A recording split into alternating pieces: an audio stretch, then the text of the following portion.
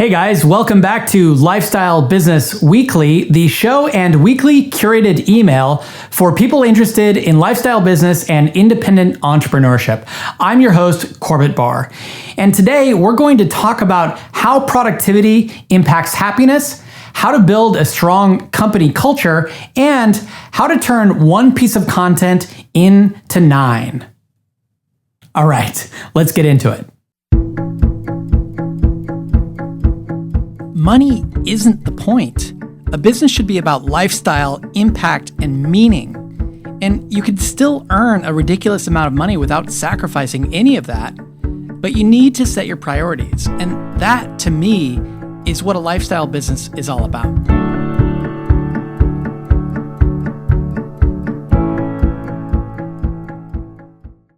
To kick things off today, I want to mention to you guys that this show is now available as a podcast. I know how convenient the podcast format is. I'm a big fan myself, and I tend to listen when I'm in the car or maybe on a run. If you're listening to this show via iTunes or SoundCloud right now, hey there.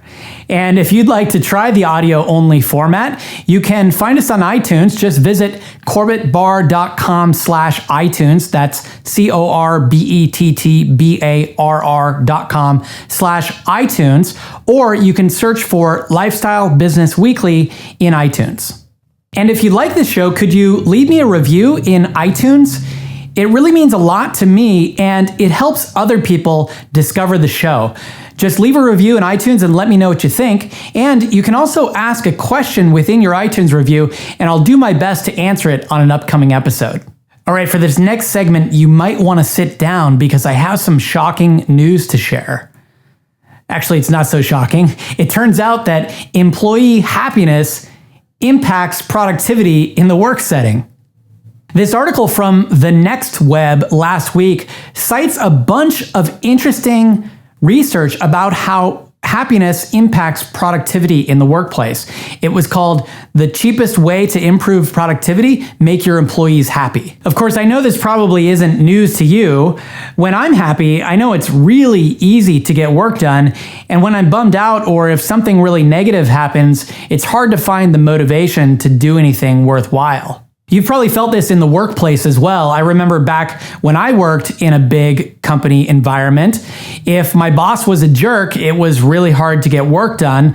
Likewise, if the company felt like it was going nowhere, or if my results just weren't being acknowledged, it was really hard to put in that extra effort. But here's the thing, this also applies to our work as entrepreneurs as well. If you work for yourself, you're the boss, so stop being such a jerk.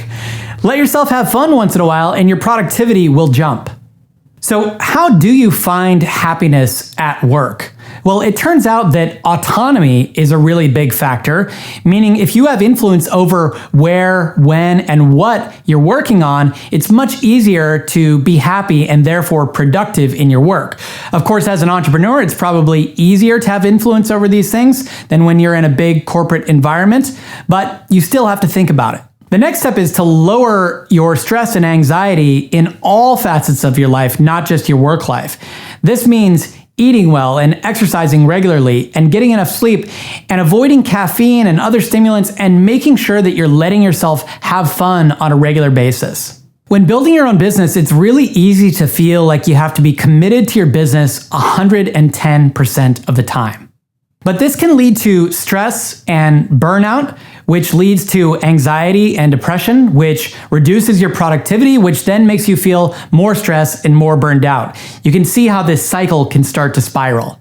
Now, take a breath and commit to spending less time on work and more time on staying healthy and having fun.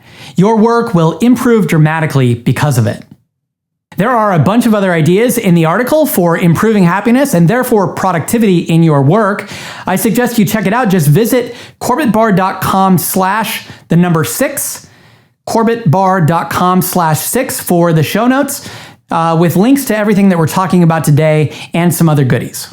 All right, now let's switch gears, and I want to talk about an article that I wrote for the Sparkline, which is our blog over at Fizzle, about how I take the weekly Lifestyle Business Weekly email and turn that into 9 different content formats. This process only takes 2 or 3 hours of extra time, but it yields over 550% increase in the reach that I have from that content. So it all starts with the weekly email newsletter. You can subscribe over at lifestylebusinessweekly.com. I send that weekly curated email, and the service that I use called curated.co automatically turns that into searchable archives. So those are the first 2 content formats.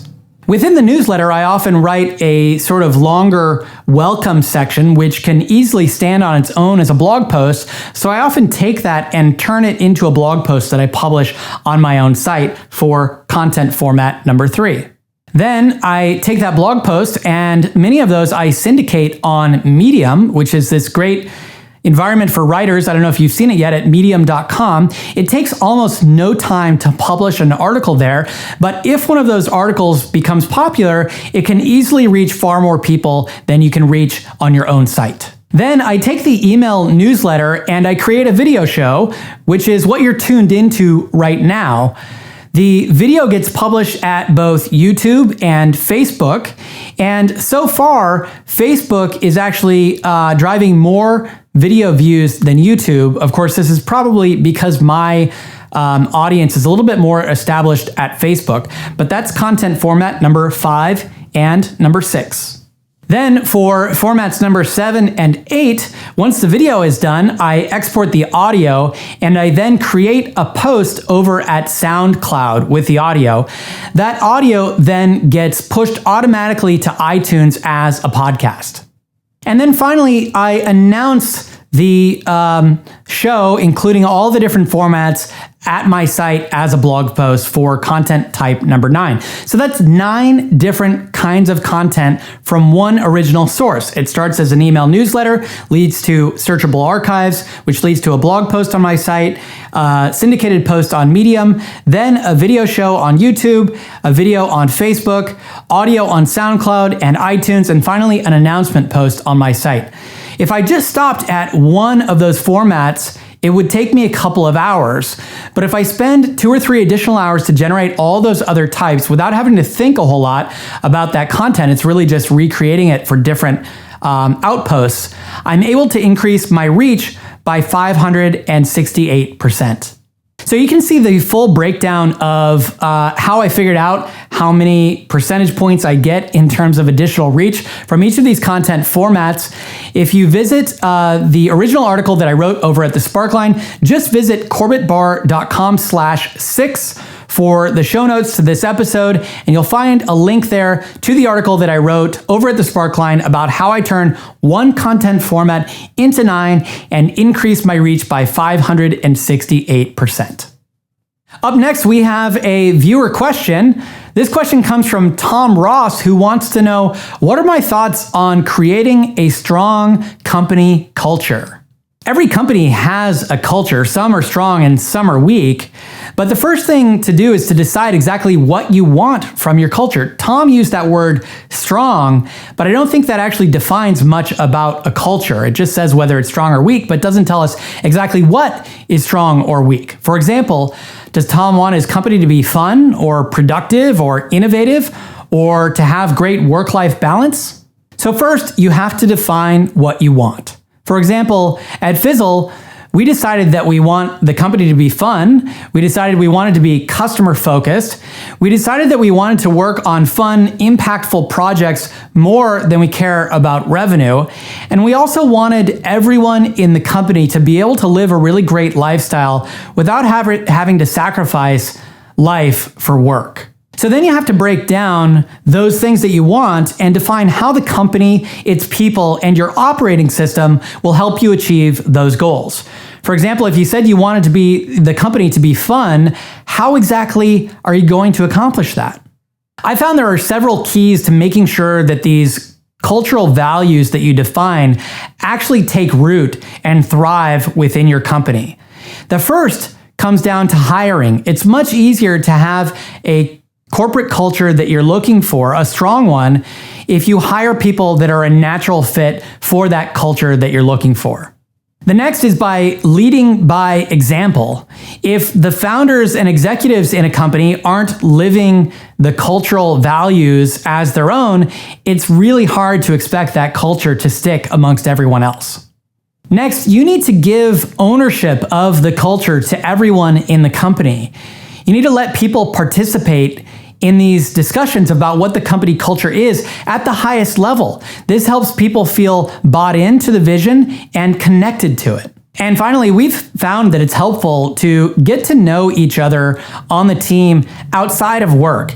It's much easier to weave a strong cultural fabric within your company if people tend to know each other in a multi-dimensional kind of way.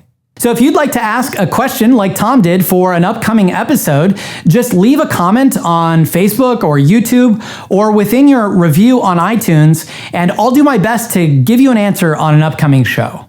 There are a bunch of other really great links in this week's edition of the newsletter, including 21 ways to grow your email list and how the company Groove grew their website traffic by over 12,000% with zero paid advertising. You can subscribe over at lifestylebusinessweekly.com, sign up for the email newsletter, and I'll send you one email a week with links to the kinds of things that we've been talking about today and links to the video and audio formats of this show, along with some other really great goodies. So, as always, thanks for tuning in, and I'll see you next time. Today's episode is brought to you by Fizzle, the company I co-founded to help entrepreneurs just like you navigate the sometimes stormy waters of building a business. Fizzle features the step-by-step roadmap for independent entrepreneurs and the most active and supportive community of lifestyle business builders on the web. Get access to the roadmap, weekly coaching, and hundreds of hours of video training, all included as part of your free trial. That's right, just visit fizzle.co/lifestyle to get a very special 5-week free trial. That's fizzle.co/lifestyle.